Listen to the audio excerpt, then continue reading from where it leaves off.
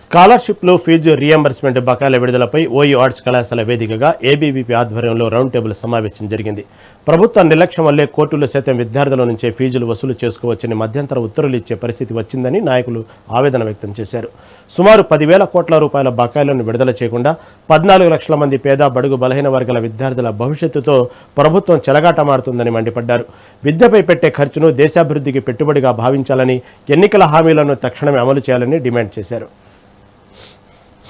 మనం చూస్తున్నాం తెలంగాణ రాష్ట్రంలో పరిస్థితులు ఏ విధంగా ఉన్నాయో.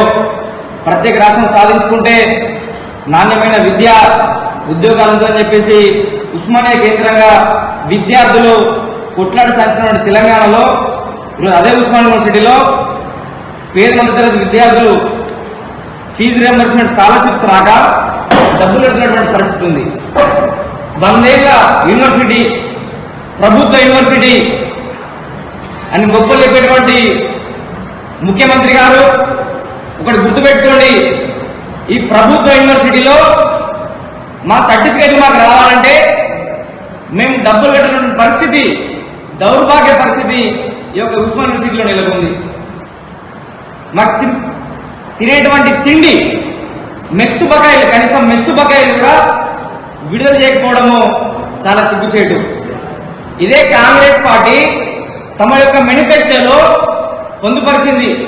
పాత బకాయిలన్నీ కూడా విడుదల చేస్తాము, అదేవిధంగా ప్రతి సంవత్సరము పెండింగ్ ఉండకుండా ఎవ్రీ ఇయర్ మేమంతా కూడా ఫీజు రియంబర్స్మెంట్ క్లియర్ చేస్తామని చెప్పడం జరిగింది. అంటే కాంగ్రెస్ పార్టీ మేనిఫెస్టోనా లేకపోతే అది ఒక వేస్ట్ పేపర్తో సమానం అని చెప్పేసి మేము అడుగుతా ఉన్నాం.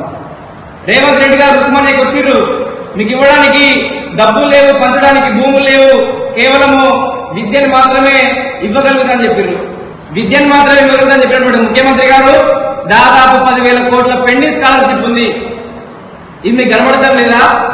కేవలము ఏదైతే మీకు కమిషన్లు వస్తాయో, మీ చుట్టాలకు ఏవైతే టెండర్లు ఉంటాయో వీటిపైనే మీ యొక్క ధ్యాస మీద తప్పితే విద్యార్థుల యొక్క భవిష్యత్తు పైన మీకు ఎటువంటి ధ్యాస పట్టింపు లేదని చెప్పేసి ఏబీవీపీ ఆరోపిస్తుంది.